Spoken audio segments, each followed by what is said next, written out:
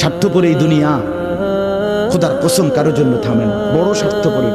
হ্যাঁ, যেদিন বাপের জানাজা পড়ে, যেদিন বাপের লাশ কবরে দাফন করে, সেদিনও বংশধর সন্তান ছেলে মেয়ে ঘন্টাখানিক 2-4 ঘন্টা কাইন্দা কাটটা হইল, রাতের বেলা ঠিকই ভাত খায়। হ্যাঁ, পাশের ঘর থেকে খানা আনে, বাবারা ঠিকই খায়। স্বার্থপর দুনিয়া যে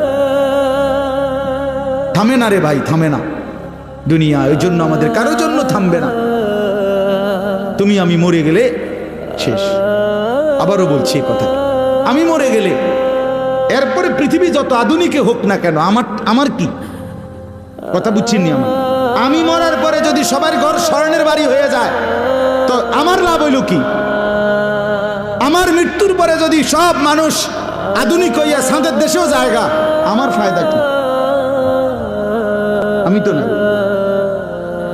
আমি তো মরে গেলাম। যে কবরে চলে গেল সে কি আর ফিরে আসবে? আল্লাহ আমাদেরকে বুঝ দান করেন।